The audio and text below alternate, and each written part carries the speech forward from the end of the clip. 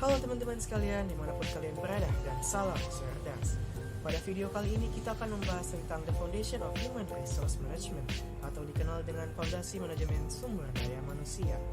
Dalam kegiatan bisnis, kita mengolah berbagai macam faktor produksi, memprosesnya untuk menghasilkan sejumlah barang dan jasa untuk mendapatkan profit atau dikenal dengan laba. Namun tentunya tidak semua perusahaan bertujuan untuk memperoleh profit ini. Eits, tapi bukan ke arah situ pembahasan kita untuk kali ini. Yaps, benar sekali. Saat ini kita akan membahas tentang pengelolaan salah satu faktor produksi, yakni tenaga kerja, atau dikenal dengan manajemen sumber daya manusia. Iya, manajemen yang itu. Proses dari planning, organizing, actuating, and controlling sumber daya manusia. Tentunya teman-teman bertanya, mengapa kita harus melakukan pengelolaan terhadap sumber daya manusia? Seperti yang saya katakan sebelumnya, bahwa dalam proses bisnis, kita perlu mengelola berbagai macam faktor produksi untuk dapat menghasilkan sejumlah barang dan jasa. Apabila kita salah dalam mengelola salah satu macam faktor produksi, yang dalam hal ini adalah sumber daya manusia, maka kita tidak akan dapat menghasilkan sejumlah barang dan jasa secara optimal. Dan hal ini akan berdampak kepada tujuan dari perusahaan untuk memperoleh laba ataupun tujuan lainnya. Nah, kita akan membahas beberapa topik penting terkait dengan manajemen sumber daya manusia yang bisa teman-teman lihat di pojok kanan atas ini.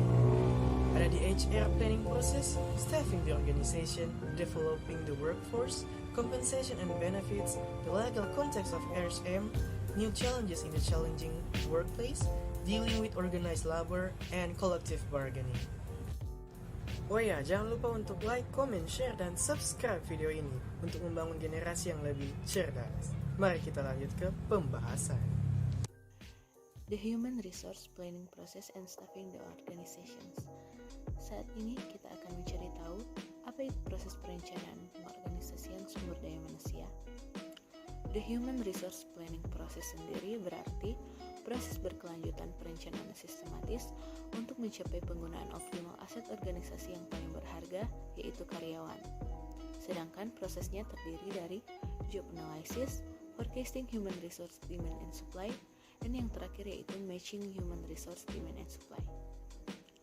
Job analysis merupakan kegiatan untuk mempelajari dan menyimpulkan keterangan-keterangan ataupun fakta-fakta yang berkaitan dengan jabatan secara sistematis dan teratur, gunanya untuk mendapatkan kandidat yang tepat untuk posisi yang dibutuhkan. Dalam job analysis, human resource perlu melakukan analisis jabatan yang terperinci, mulai dari job description dan job specification. Job description sendiri berarti suatu pernyataan tertulis yang berisi tujuan dari dibentuknya suatu jabatan atau tugas. Sedangkan job specification yaitu uraian spesifikasi yang dibutuhkan pekerja agar dapat melakukan pekerjaan yang efektif. Terus yang kedua yaitu forecasting human resource demand and supply. Melalui rekrutmen forecast itu aktivitas menghitung jumlah keterampilan dan lokasi karyawan yang akan dibutuhkan organisasi di masa mendatang dalam rangka mencapai tujuan-tujuannya. Yang kedua yaitu availability forecast, yaitu aktivitas memperkirakan kemampuan perusahaan untuk mendapatkan karyawan-karyawan dengan keterampilan yang dibutuhkan dari mana sumbernya. Proses yang ketiga yaitu matching human resource demand and supply. Apabila alleviating shortfalls akan mencari karyawan baru, melatih kembali dan mentransfer karyawan ada, mempertahankan pensiunan dan memasang sistem yang lebih produktif. Sedangkan apabila managing overstaffing akan memindahkan karyawan berlebih, tidak mengganti karyawan yang sudah berhenti, mendorong pensiun dini dan memberhentikan personil. Staffing the organization. Staffing merupakan fungsi manajemen yang hampir sama dengan organizing. Secara sederhana, fungsi ini bertujuan untuk menempatkan sumber daya perusahaan di tempat yang paling tepat sesuai dengan bidang keahliannya. Cara merekrutnya yaitu internal recruiting dan external recruiting. Internal recruiting melalui dua metode, yaitu metode terbuka dan metode tertutup. Sedangkan external recruiting seperti pemasangan iklan, penyaluran kerja, dan melalui jasa agen tenaga kerja. Proses seleksinya bisa berupa surat lamaran, ijazah, surat keterangan pekerjaan dan pengalaman, rekomendasi pihak ketiga, dan work interview. Developing the workforce atau pengembangan sumber daya manusia adalah proses untuk meningkatkan kemampuan sumber daya manusia dalam membantu tercapainya tujuan organisasi. Menurut Priyanusa, pengembangan sumber daya manusia dapat dipahami sebagai penyiapan individu karyawan untuk memikul tanggung jawab yang berbeda atau lebih tinggi di dalam organisasi. Pengembangan biasanya berhubungan dengan peningkatan kemampuan intelektual atau emosional yang diperlukan untuk menunaikan pekerjaan yang lebih baik.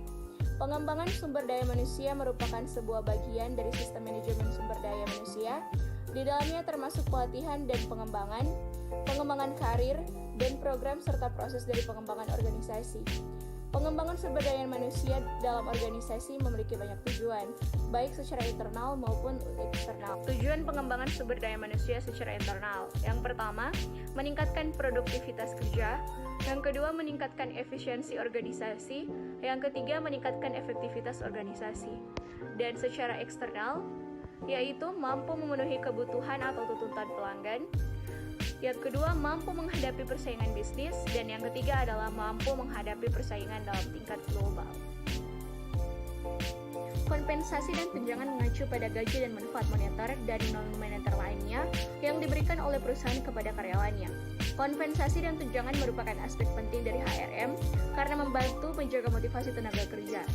Pentingnya kompensasi dan tunjangan.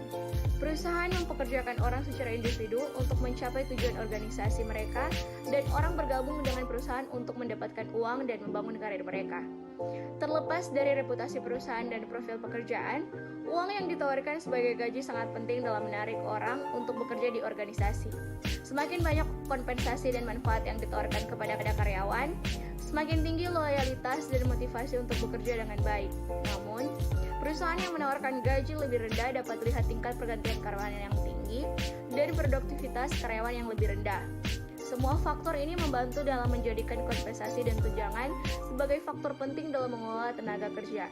Gaji karyawan ditentukan oleh beberapa parameter seperti pengalaman dan latar belakang pendidikan. Ada beberapa cara di mana manfaat dan diberikan kepada karyawan. Sebagian besar diberikan dalam bentuk CTC atau gaji kotor. Beberapa dari berbagai komponen kompensasi dan tunjangan adalah yang pertama gaji tetap, yang kedua pembayaran variabel, yang ketiga pembayaran ekuitas, dan keempat manfaat lainnya. The legal context of HRM atau Undang-Undang Ketenagakerjaan and New Challenge in the Changing Workplace. The legal context of HRM atau Undang-Undang Ketenagakerjaan berasal dari kata tenaga kerja yang dalam Undang-Undang Ketenagakerjaan Pasal 1 Angka 2 UU Nomor 13 Tahun 2003 disebutkan bahwa tenaga kerja adalah setiap orang yang mampu melakukan pekerjaan guna menghasilkan barang dan atau jasa baik untuk memenuhi kebutuhan sendiri maupun untuk kebutuhan masyarakat. Sedangkan dalam Pasal 1 Angka 1 UU Nomor 13 Tahun 2003, ketenagakerjaan adalah segala hal yang berhubungan dengan tenaga kerja pada waktu sebelum, selama, dan sesudah masa kerja. Berbicara mengenai hubungan kerja di Undang-Undang Ketenagakerjaan Pasal 1 Angka 15 UU Nomor 13 Tahun 2003 disebutkan bahwa hubungan kerja adalah hubungan antara pengusaha dengan pekerja atau buruh berdasarkan perjanjian kerja yang mempunyai unsur-unsur pekerjaan, upah, dan perintah. Dan hubungan kerja adalah suatu hubungan pengusaha dan pekerja yang timbul dari perjanjian kerja yang diadakan untuk waktu tertentu namun waktu yang tidak tertentu.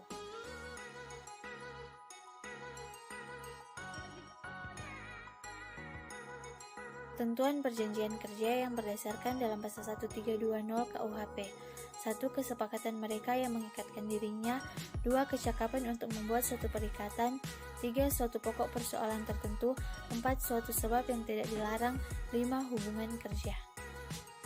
Sesuai dengan ketentuan yang tercantum dalam perjanjian yang telah disepakati, maka terdapat unsur dari hubungan kerja, yaitu yang pertama, adanya unsur service atau pelayanan.